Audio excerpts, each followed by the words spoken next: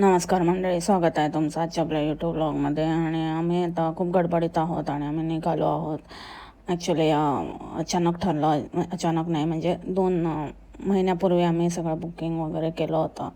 नाहीतर जर ते बुकिंग नसलं असतं तर आम्ही काही प्लॅन केला नसता. पण ते बुकिंग होतं म्हणून प्लॅन केला, बुकिंग नसतं तर प्लॅन केला नसता. युरोपवरून चाललो आम्ही युरोपवरून चाललो आम्ही UKला. तर मी तुमच्याबरोबर सगळी जर्नी शेअर करणारच आहे आणि तुम्ही आमच्याबरोबर फिरणार आहात. तुम्हाला पण बघायला मिळणार आहे युरोपवरून UK. बाकीचा गॉसिप गर्ल सांगेल तुम्हाला. नमस्कार मंडळी, गॉसिप गर्लच्या आजच्या नवीन पॉडकास्टमध्ये पुन्हा एकदा तुम्हा सर्वांचं खूप खूप आणि मनापासून स्वागत आहे.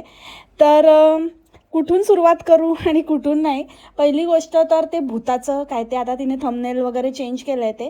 पण काय तो टॉपिक होता, तो काय विषय आहे का काहीतरी व्हिडिओ बनवण्याचा, आणि तिचं बघून मावसाडने पण सुरू केलं.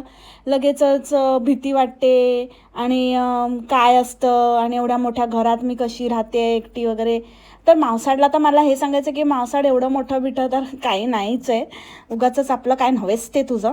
आणि बोंबाडला मला हे सांगायचं आहे की बोंबडे, निगेटिव्हिटी आणि भूत वगैरे हे काय मेंटॅलिटी आहे तुला कॉमेंट करणाऱ्यांची, तुझ्या व्ह्युअर्सची, काहीही विचार करत असतात.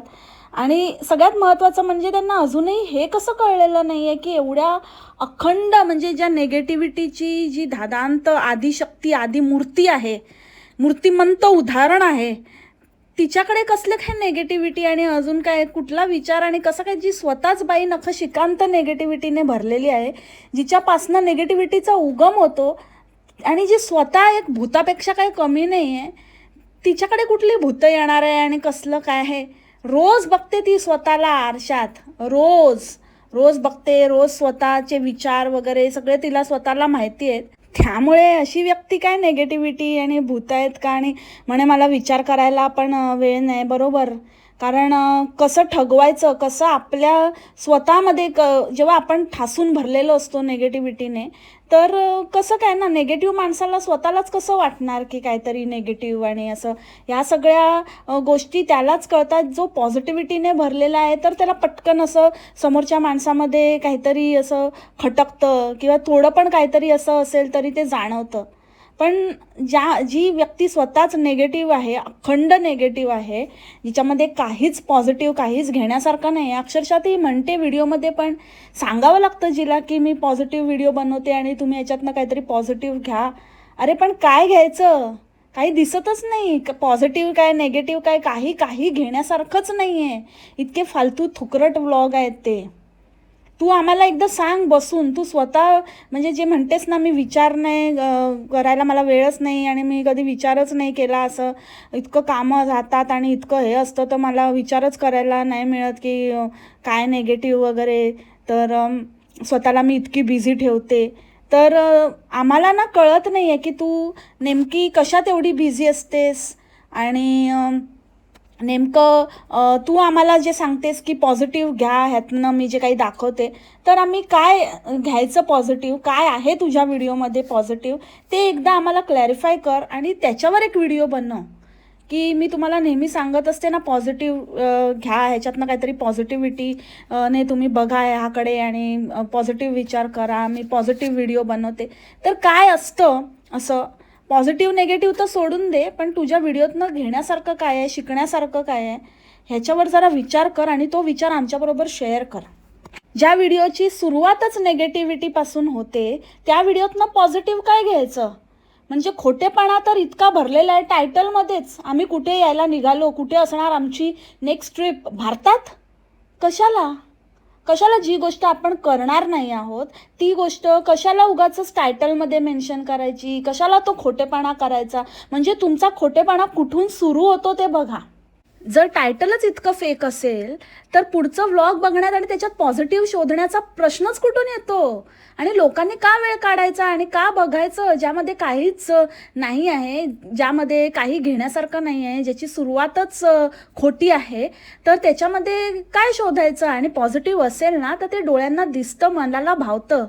त्याच्यामध्ये असं शोधावं लागत नाही. याचा अर्थ तू जबरदस्ती असं सांगते काही नाही आहे, तरी पण तुम्ही ते शोधण्याचा प्रयत्न करा. तर बाई, आम्हाला पण भरपूर कामे, आम्ही तुझ्यासारखे रिकामटेकडे नाही आहोत की कधी काही उठायचं, कधी सुटायचं आणि कधी काही करायचं. नुसतं काय माहिती कुठून काय कुठे ह्या लोकांनी डाका घातलाय की कसली चोरी केली आहे की काय प्रकार आहे ह्यांचं ह्यांना माहिती. पण एक दिवस नक्की येईल जेव्हा हे पितळ यांचं उघडं पडेल. कारण हा प्रश्न सगळ्यांनाच पडलेला आहे की बॅक टू बॅक ह्या सगळ्या गोष्टी कशा होत आहेत. कारण नॉर्मल माणसाला हे पॉसिबल नाही आहे, नॉर्मल नोकरदार माणसाला, मग तो अगदी कुठेही राहत असला ना तरीही. तर हे जे काही करते त्याच्या मागे खरी असलियत काय आहे ते कधी ना कधीतरी बाहेर येईलच, आणि त्या दिवसाची आम्ही आतुरतेने वाट पाहतोय. आणि हा आमचा प्लॅन नसता ट्रिप वगैरे, तर आम्ही प्लॅन आता केला नसतं आणि काही असं ट्रिप वगैरे प्लॅन केली नसती. तर ह्या स्टेटमेंटला काय अर्थ उरतं बोंबडे, म्हणजे काय अर्थ होतो या वाक्याचा? आम्हाला जरा समजवशील का की प्लॅन नसता तर प्लॅन केला नसता? अरे प्लॅन नसता तर ऑब्व्हियसली ना, मग कशाला कोण असं मुद्दामून प्लॅन करते? प्लॅन करतो म्हणजे ते आपण जाण्याच्या दृष्टीने आपण सगळ्या गोष्टी प्लॅन करतो. त्यामुळे तुम्हाला जायचं होतं म्हणूनच प्लॅन केला ना. प्लॅन केला नसता तर आम्ही गेलो नसतो आणि आत्ता प्लॅन केला नसतं. क्या कहना क्या चाहते हो बोंबड? आणि तुला स्वतःला जर असं काहीतरी म्हणायचं आहे तर ते स्ट्रेट फॉरवर्ड बोल, जे स्पष्ट बोल की बाबा माहिती आहे तुम्ही आमच्या तोंडावर शेण फेकणार आहात किंवा आमच्या तोंडात शेण घालाल जेव्हा तुम्हाला कळेल की माझी सासू इतक्या आजारी असताना आणि जेव्हा की ती बोलवत असताना, म्हणजे इनडायरेक्टली का होईना तुला इतकं समजतं ना, तू सांगतेस ना पॉझिटिव्ह घ्या आणि पॉझिटिव्ह वेने बघा वगैरे. तर जरा तुला तुझ्या सासूची, म्हणजे एका आईची जी काही तळमळ आहे ती तुला लक्षात येत नाही आहे का? ती इनडायरेक्टली हे सगळं ह्यासाठी करते की एकदा तरी मुलाने यावं, एकदा येऊन भेटावं, मुलाबरोबर परत जोडलं जावं. त्या बहिणींचं वगैरे जाऊ दे, पण आईला मुलापासून तोडणं किंवा मुलाला आईपासून तोडणं, आता अर्थात याच्यामध्ये बोंबडीला पण आपण दोष देऊ नाही शकत आहे जर मुलगाच नालायक आहे तर. पण हेच मला कळत नाही आहे की जर तुला इतकंच जर ते मनाला खातंय, जर तू तेच कव्हरअप करण्याचा प्रयत्न करतेस हे बोलून की आम्ही आता केलं नसतं प्लॅन, म्हणजे याचा अर्थ तुलाही ते माहिती आहे की हे कुठेतरी खटकणारी गोष्ट आहे की अशा परिस्थितीतही तुम्ही सोडा, पण तो मुलगा भारतात न जाता दुसरीकडेच कुठेतरी भटकायला निघाला आहे. तर हे खूप वाईट आहे आणि लोक हे एक्सेप्ट करणार नाही, म्हणून तुला ते बोलण्याची गरज पडते की हे आमचा ऑलरेडी प्लॅन होता आणि तो नसता तर आम्ही नसतो गेलो. ओके ठीक आहे, मान्य आहे तुम्ही नसता गेलात, मग तुम्ही इंडियाला आला असतात का? जर हा प्लॅन नसता तर इंडियाला आला असतात का? आणि अजूनही ठरवलं तर मण्यार येऊ शकतो की नाही? कारण आता जर तो 15 दिवसाची सुट्टी काढू शकतो तर अजून एक थोडं अजून ॲडजस्ट करू शकतो, किंवा 15 दिवसाचे ते 10 दिवस इथे आणि एक 5-6 दिवस आठवडाभर जशी तू. कारण का जर जायचं ना, माणूस कसंही जातो आणि कधी वेळ काढून जातो. त्याच्यासाठी असं काही खूपच दिवस पाहिजे किंवा आता मॅनेज नाही होत आहे दुसऱ्या कमिटमेंट्समुळे. कारण कमिटमेंट्स तर आताही असतीलच की तुमच्या, म्हणजे काही ना काहीतरी असतातच. पण जर ते डॉज करून, ते मॅनेज करून जर आपण सुट्टीला म्हणजे बाहेर जाऊ शकतो किंवा असं काहीतरी प्लॅन करू शकतो, तर अशा परिस्थितीत आरामात आईला भेटायला जाऊ शकतो तो. आणि अजूनही जाऊ शकतो का? इंग्लंडवरून जात नाहीत का डायरेक्ट फ्लाईट? तुम्ही परत येऊ शकता तुमच्या घरी, तो जाऊ शकतो तिथे जर तुला नाही जायचं आहे तर. पण कारणं द्यायला ना तुझ्याकडेही 1000 आहेत आणि आम्ही तुला कन्व्हिन्स नाही करत आहोत, पण तुझी कारणं अमान्य करायला आमच्याकडेही खूप पॉईंट्स आहेत. आता अजून पुढे पण मी शेअर करणार आहे, कारण हे तुम्ही वारंवार बोललेले आहात की असं असतं तर तसं, तसं असतं तर तसं. पण त्या बोलण्याला ना काहीच अर्थ उरत नाही. कारण जेव्हा तुला जायचं असतं ना तर तू कसंही जातेस. पूर्वीचे दिवस विसरलीस का, रडायचीस आणि मग तुला कसं तरी व्हायचं आणि मग तुला खूप असं होमसिक फील व्हायचं आणि तुला राहवत नसायचं, तुला जायचं असायचं, व्हिडिओ कॉल करून करून दाखवायची. आता तर काहीच नाही, म्हणजे आता तुला वाटतच नाही. आणि आत्ताचं हल्लीचं उदाहरण घेतलं तर आता तुला जेव्हा तुझ्या सोकॉल त्या भयान घरासाठी जेव्हा शॉपिंग करायची होती तेव्हा खोटं बोलून गेलीसच होतीस ना. काहीतरी महत्त्वाचं काम आहे, डॉक्युमेंट्सचं काम आहे सांगून खोटारडी तिकडे त्या घरासाठी. कारण तेव्हा पण तुला माहिती होतं की लोकांनी तुला शेण मारलं असतं, शेण कोंबलं असतं. आणि तीच अवस्था होणार आहे जेव्हा तू भारतात येशील ना. तुला चांगलंच माहिती आहे, लोक तुझं थोबाड फासून ठेवतील. कारण त्यावेळेला पण तू जर हे कबूल केलं असतंस की मी घरासाठी शॉपिंगला वगैरे जाते, तर मग परत तेच प्रश्न उद्भवले असते की मग असं आहे तर मग त्याच्या आईची काही संमती आहे की नाही आहे, त्यानंतर मग त्यांना का नाही भेटली, मग घराचं वगैरे सामान वगैरे तर मग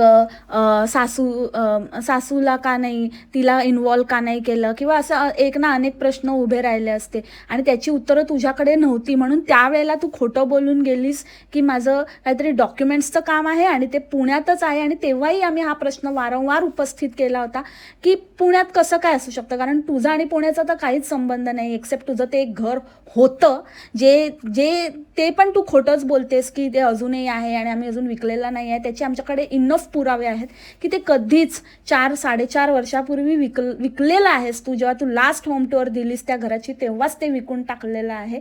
सो तुझा आणि पुण्याचा संबंध तिथेच संपला. पण तुला पुण्यात राहायचं होतं आणि तुला तिकडे जायचं नव्हतं. भगतपुरीला तुझं कोणी आता उरलेलं नाही. वडापाव मम्मीला लास्ट मोमेंटला तू आणलंस कारण लोकांनी तेच अगेन अँड अगेन त्याच्यावरती एम्फसाईज केलं म्हणून तुला आणावं लागलं. अदरवाईज तुला भगतपुरीला आणि नाशिकला दोन्ही ठिकाणी कोणीही उभं करत नाही आणि तुला तिथे थारा नाही आहे. त्याच्यामुळे तुला काहीतरी कारण सांगून पुण्याचं कारण पुढे करून तू पुण्यात थांबलीस आणि त्यासाठी तू ते खोटा सगळा ड्रामा रचलास की माझं डॉक्युमेंटेशनचं काम आहे ह्या आणि त्यामुळे मी सांगू शकत नाही आणि मला सगळ्या गोष्टी सांगणं इम्पॉर्टंट वाटत नाही, काही गोष्टी प्रायव्हेट असतात आणि मी सगळंच काही तुमच्याबरोबर शेअर करू शकत नाही. हे म्हटलं की हा डायलॉग मारलं की झालं.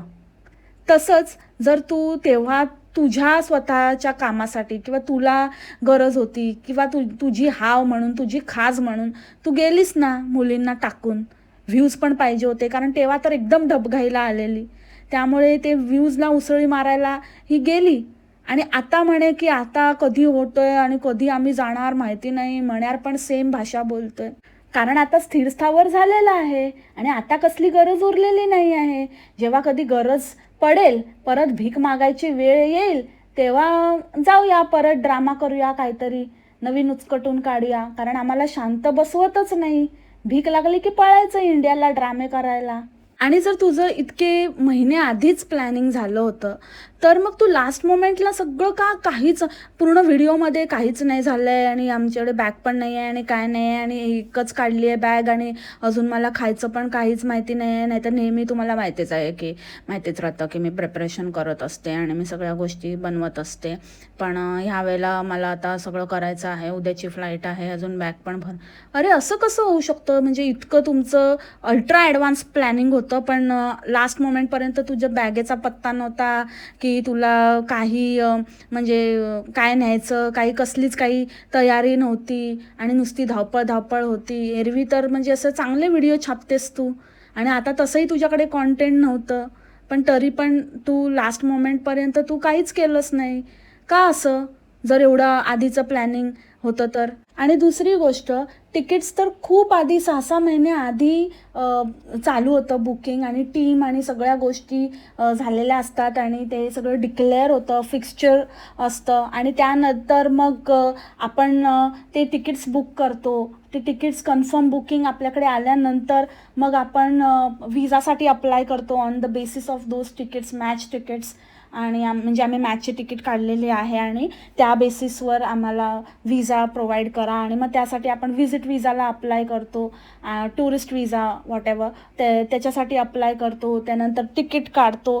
So either it's an impromptu plan or it's like not 2 months before, it must be 5-6 months before plan. कारण इतकं झटकन, जसं की हा म्हणतो म्हण्यार की अर्ध्या तासात बुक होतात तिकीट्स. तर तो प्लॅन आहे ना खूप आधीचा असतो, तो 2 महिने आधी केलेला नसतो. ते खूप आधी आणि खूप आधी ते मॅचचं सगळं इन्फॉर्मेशन आणि कोण येणार आहे, कोणते प्लेयर्स असणार आहे, ते सगळं एक 4-5 महिने तरी आधी सगळं काही हे होतं, डिक्लेअर होतं. आणि त्यानंतर तिकीट्स आणि सगळ्या गोष्टी काढल्या जातात. जे बाहेरून येणारे असतात ते त्या अकॉर्डिंगली प्लॅन करतात. सो काय खरं आणि काय खोटं आणि किती खोटं किती खोटं. एका बाजूला म्हणायचं की आम्ही 2 महिने आधी बुक केलं आहे, मग ते आयत्या वेळेला पॅकिंग पण करायचं आणि मग म्हणायचं की तिकीट्स आम्ही खूप आधीच काढले आहेत. काय यांचं सगळं एका ह्याच्यामध्ये ना 3 वेगवेगळ्या गोष्टी बोलतात आणि लिटरली आता हे कन्फ्यूज करून टाकतात की ठीक आहे, जे आहे ते आता बघा आणि गप्प राहा.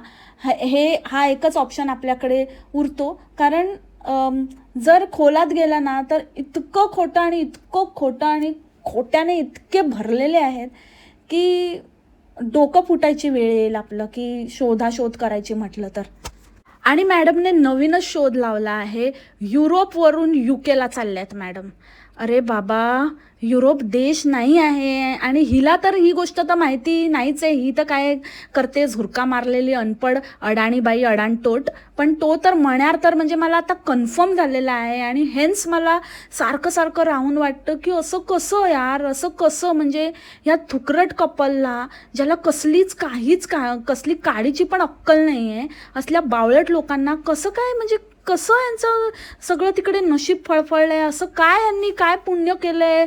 पुण्य तर नाहीच केलंय की असं कुठला आता, म्हणजे कधी भरत आलाय यांचा पापाचा घडा, तर नेमका आता कधी म्हणजे खतम होणार आहे? हे लास्ट असेल का ह्यांचं सोकल्ड स्वप्न? आणि याच्यानंतर यांचं सगळं भंग होणार आहे. कारण मला असं राहून राहून वाटतं की प्रत्येक वेळेला तेच बोलायचं की आमचं स्वप्न होतं, आमचं स्वप्न होतं. आणि ह्या वेळेला तर जीभ वळली होती स्वप्न बोलताना, पण तिला स्वतःला पण लाज वाटत होती. अरे स्वप्न बघता की मस्करी करता?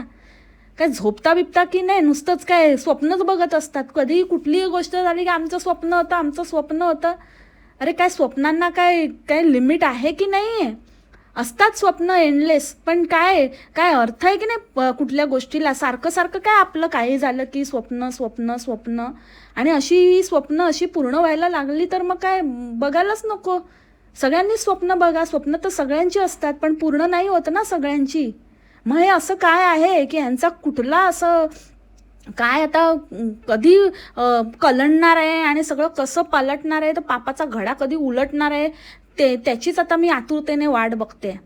सो एन्जॉय बोंबडी, एन्जॉय. तुझे स्वप्न स्वप्न बोलून घे, तू स्वप्न बोलून घे, स्वप्न बघून घे, जे काय करायचं ते करून घे.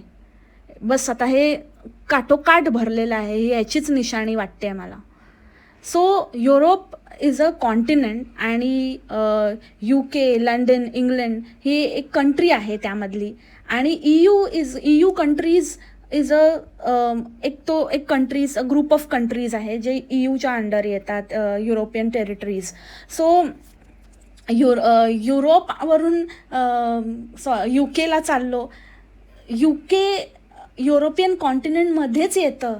युरोपवरून कोण UKला कसं काय जाऊ शकतं? आणि काय हिचं नाव पण आहे, जे नाव आहे तर त्याच्यामध्ये पण म्हणजे अख्ख्या युरोपची माता आहे का ही? ठगवी माता.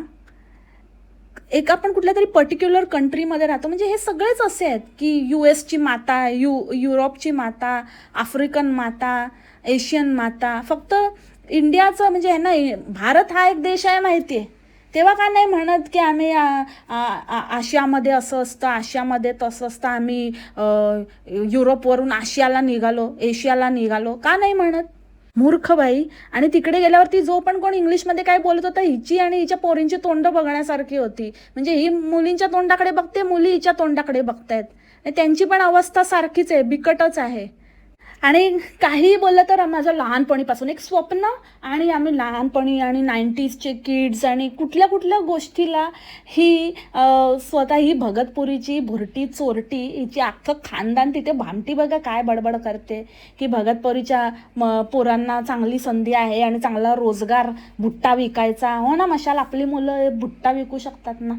शी, ही असली खानदानातनं, म्हणजे ते नाशिक बिशिक असलं असतं तरी मी समजू शकते, पण हिची फॅमिली तो मशाल गुटखादारी आणि त्यात तो दुसरा बोलो जुबा केसरी, हिची जी फॅमिली आहे तिला बघून असं वाटतं का, त्या फॅमिलीकडे बघून, की हिला या गोष्टी लहानपणापासूनच माहिती होत्या, ज्या ही क्लेम करते की माझं लहानपणापासूनचं स्वप्न होतं आणि आम्ही मिस्टर बीनला बघायचो आणि आम्ही मूवी पण आता बघतो. तुला मिस्टर बीन आत्ता माहिती झाला असेल, त्या मुलींमुळे माहिती झाला असेल, त्या मुली बघत असतील तर मग तेव्हा कळलं असेल की अरे हा हे खूप जुनं आहे आणि म्हणून मग आता 90s आणि मी 90sची असताना वगैरे ही वाटेल ते बोलत असते. ही भगतपुरीची वडापाव मम्मीची भामटी भुरटी लेख, हिची फॅमिली बघा आणि हिला बघा, हिच्या बाता बघा, काहीतरी मॅच होतंय का? आता आपण म्हणू शकतो की एखादी व्यक्ती फॅमिलीतली अपग्रेड होते, पण आता त्यांच्यामध्ये फरक असू शकतो, आपण समजू शकतो, ते व्हॅलिड आहे की आता त्यांच्यामध्ये तफावत आहे. पण बालपण तर एकसारखंच असणार ना. जर तिच्या भावाचं बालपण असं टमराल घेऊन रेल्वे ट्रॅकवर बसण्यात गेलं तर हिचं काही मिस्टर बीन बघत होती ही? असं कसं होऊ शकतं? ते तर सेमच असलं पाहिजे. तर ही कुठल्या थापा मारते, म्हणजे बघा किती लेवलची प्रचंड थापाडी बाई आहे ही. आणि कशी वागत होती तिथे, कसं वेड्यासारखं, हिचं मॅचमध्ये लक्षच नव्हतं. म्हणे क्रिकेट प्रेमी, ते विराट आणि कोहली, आम्ही विराट आणि कोहलीचे फॅन आहोत. तरी नशीब तिथे सुचलं झुरकेश्वरीला की बाबा आपण चुकीचं बोलतोय आणि लगेच करेक्ट केलं, अरे सॉरी रोहित आणि कोहलीचे फॅन आहोत. आणि तिथे जाऊन नुसती आरडाओरडा आणि मॅचमध्ये लक्षच नाही, नुसतं काही कळत नाही तिला, फक्त आपलं वेड्यासारखं काहीतरी रील शूट करायच्या आणि फक्त भारी भारी बोलत राहायचं. पूर्ण मॅचमध्ये हिने भारी शिवाय काय दुसरं काय बोलली आहे का ते मला तुम्ही सांगा. फक्त आणि फक्त नुसतं खूप भारी वाटतंय इथे बसून. आणि मेन म्हणजे ते ग्राउंड नाही आहे, ते स्टेडियम आहे.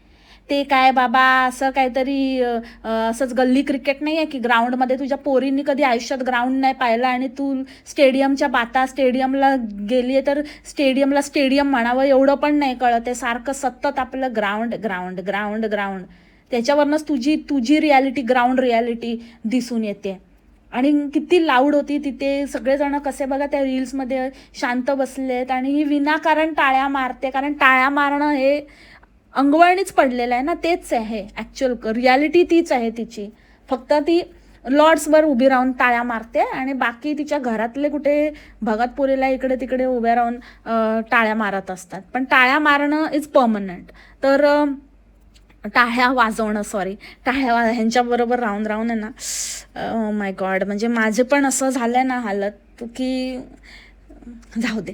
एनिवेज, सो टाळ्या वाजवत होती आणि उगाचच भारी करून पकवत होती. आणि काय चाललंय तिथे, काय खाण्यापिण्याचं वगैरे काही नाही. भुक्कं मारलं असेल, ते प्रोटीन बारवर अख्खा दिवस राहिले असतील आणि बाता ऐकायच्या. फक्त काय सांगत होती की आपण राहू शकतो आणि आपण नंतर मग रेस्टॉरंट शोधतो आणि आपण मग नंतर आपण करू शकतो, पण मुलांचं तसं नाही राहत, त्यांना भूक लागते.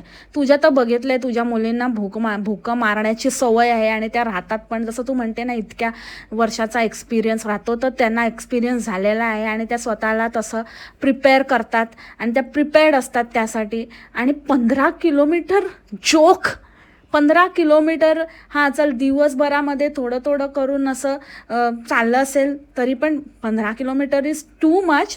बट हिला नेमकं म्हणायचं काय, एका स्ट्रेचमध्ये ही 15 किलोमीटर चालली आहे.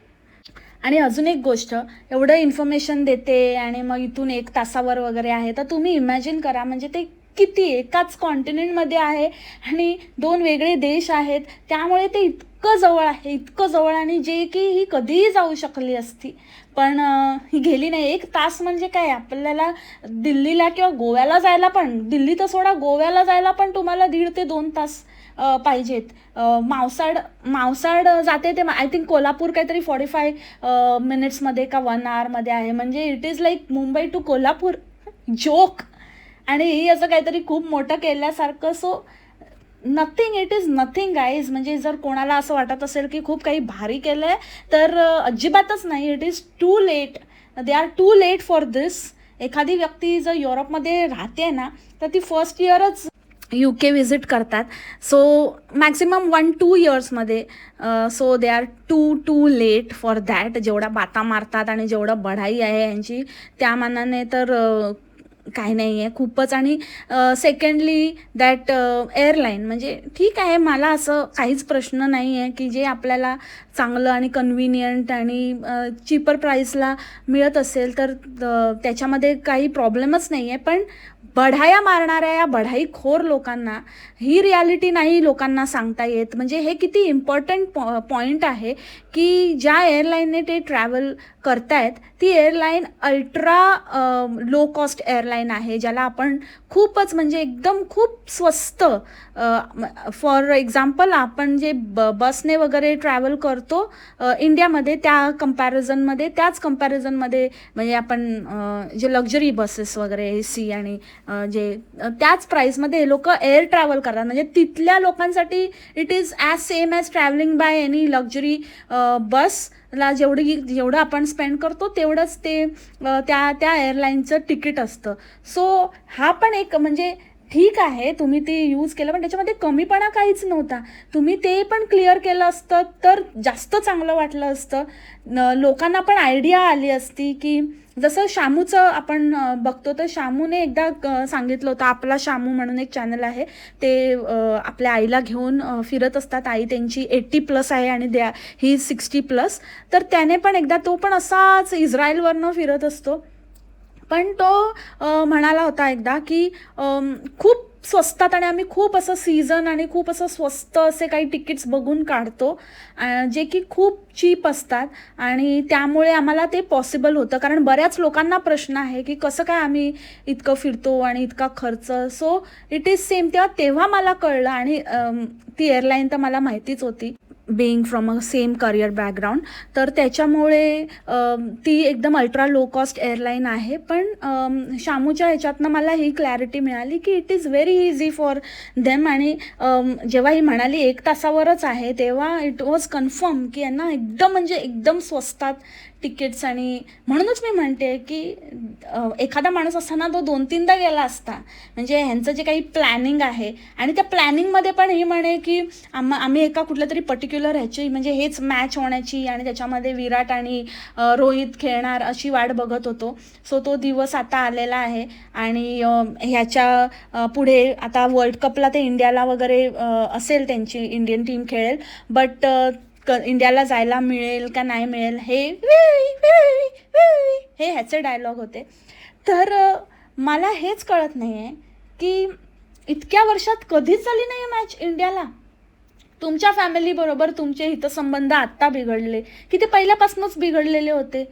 कारण एखादी व्यक्ती जर ती खरंच खूप मोठी क्रिकेट फॅन आहे, as they claim to be one, तर जेव्हा तुमच्या मायदेशी, तुमच्या होम कंट्रीमध्ये जर इतक्या मॅचेस होत असतील, IPL होतात, वेगवेगळ्या, आपली कंट्री म्हणजे लाईक वी आर क्रेझी, म्हणजे एकदम क्रिकेट क्रेझी कंट्री आहे. तर त्यामुळे इतक्या मॅचेस होतात तर एकदाही तो गेला नाही इतक्या वर्षामध्ये. आता 10 वर्षामध्ये त्याला एकदाही असं वाटलं नाही की आपण जावं, जर तो इतका क्रेझी फॅन आहे.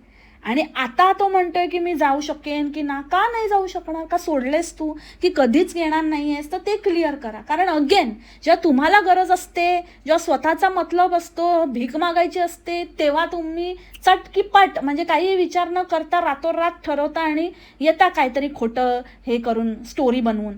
बट आता जेव्हा तुम्हाला गरज नाही आहे तेव्हा तुमचा हा माज किती, की तुम्ही म्हणता की मी देशात येणार की नाही आपल्या काय माहिती आणि ते कधी होणार. हे आपण, तू UK बद्दल बोलला असतास तरी आपण समजू शकलो असतो की बाबा तो दुसरी कंट्री आहे ज्याचा आपला काही संबंध नाही, तर कधी आपलं योग येईल आणि जायला मिळेल नाही मिळेल, जरी जवळ असेल तरी पण आपल्या देशात जाण्याचं काहीतरी प्लॅनिंग जरी एकदम ॲक्युरेटली आपल्या डोक्यात नसलं तरी पण आपल्याला माहिती असतं ना, या 2 वर्षात तरी मी जाईन, या 6 महिन्यात तरी मी जाईन. पण हा माणूस चक्क म्हणतोय की मी जाईन की नाही तेच मला माहिती नाही आहे. ह्याच्यावरूनच तुम्ही समजा हा काय लेवलचा किती शंढ माणूस आहे. आणि तुम्हाला असं वाटत असेल की मी आजकाल याला खूप जास्त म्हणते, कारण तो आहेच जसा भारी भारी भारी भारी हा तिला आवडतो ना शब्द, तसंच मला ह्याच्यासाठी शंड म्हणजे हा दिसला किंवा हा काही बोलला किंवा ह्याचं काही विचार म्हणजे मला ते शंडाचे विचारच वाटतात. शंड लोक तरी स्वतःसाठी उभे असतात, ते स्वतःचं इमान राखून असतात. पण ह्याला आता काहीच इमान नाही आहे. हे मी बोंबाडच्या आवाजात का बोलले मला पण नाही माहिती, पण मी बोलले मंडळी. आणि अजून एक गोष्ट जी जो पॉईंट मला तुमच्याबरोबर शेअर करायचा आहे, जे म्हणजे तिची सिंक. माय गॉड, तुम्ही तिची सिंक बघितली का? किती घाणेरडी. म्हणजे खरंच काय मशरी वगैरे लावून तिथे थुकते का? काळी काळी झाली आहे की बोलोजुबा केसरी आहे ही, अशी ते ओठाखाली दाबते आणि म्हणून ती अशी पिवळी लाल ब्राऊन कशी घाण सिंक आहे तिची. बाप रे. डीप क्लिनिंग आणि सिंक एरिया आपल्याला साफ ठेवावा लागतो, हे खूप इम्पॉर्टंट आहे. पण तुझी स्वतःची सिंक बघ. आणि यावरूनच कळतं की ते किती जुनं पुराणं कोणाचं तरी घेतलेलं घर आहे. आणि दुसरी गोष्ट, कॉक्रोचचं जे मोठेपणा सांगत होती की कॉक्रोच असतात आणि पुण्याला खूप कॉक्रोच राहायचे आणि मला काय कळायचंच नाही, मी इतकं साफ ठेवते तरी पण ते कॉक्रोच कसे असतात. अरे येड्या बांबूची गब्बास, बावळ्यात कुठची. अगं गरमीने येतात ते कॉक्रोच, तिकडचं वातावरण तसं आहे, तिथे थंडी असते म्हणून कॉक्रोच नसतात. गरमी असती तर असले असते. ह्युमिड क्लायमेटला येतात कॉक्रोच. आली मोठी शहाणपणा, मी एवढं ठरते आणि इथे नाही आहे, तिथे अजिबात कॉक्रोच. जाऊ दे यार, मी तेच म्हणते ना की काय बोलायचं, काय घ्यायचं, काय शिकायचं, ह्यांच्याकडनं शिकण्यासारखं म्हणजे काय आहे यार. म्हणजे मी यांना लेवलचीच समजत नाही. की मला असं वाटतं की आपल्यासारख्या लोकांना काय, भलेही चला आपण इतके कंट्रीज वगैरे फिरलो नाही, आपल्याकडे जे नॉलेज आहे, आपल्याला जी बुद्धी दिलेली आहे देवाने आणि त्या बुद्धीचा वापर आपल्याला करता येतोय, ही खूप मोठी गोष्ट आहे. आणि आपल्याला एवढं म्हणजे हे इतकं इम्पॉर्टंट आहे की हे लोक झक मारतील त्यासमोर. ह्या लोकांनी किती दुनिया फिरले ना तरी ती अक्कल यांना कधीच येणार नाही आहे. त्याच्यामुळे हे आपल्यासमोर नेहमी शून्य जाणार आहे, यांची गिनती शून्यातच होणार आहे. Useless creature, good for nothing. Actually शून्य म्हणणं पण खूप अपमान आहे त्या शून्याचा, कारण शून्य पण योग्य ठिकाणी लागला ना तर तो व्हॅल्यू ॲड. बट हे राईट साईडचे झिरो नाही आहेत, हे लेफ्ट साईडचे झिरो आहेत. जे किती लावा, किती भोपळे यांच्यासमोर कंट्री बिंट्री फिरल्याचे आणि सगळी स्वप्न करण्याचे, पूर्ण करण्याचे कितीही गोळे जरी लावले ना तरी पण लायकी शून्य. कसलाच काही उपयोग नाही ह्यांचा जन्म वाया गेलेला आहे. इतकंच मी म्हणेन. आणि ह्याच नोटवर आजचं पॉडकास्ट इथेच थांबवते. आय होप तुम्हाला आजचं पॉडकास्ट आवडलं असेल. भेटू आपण उद्याच्या पॉडकास्टमध्ये नवीन विषयासोबत, अजून एका माजोरड्या कॅरेक्टरसोबत. तोपर्यंत खा प्या, मस्त राहा आणि स्वस्थ राहा. Take care, bye.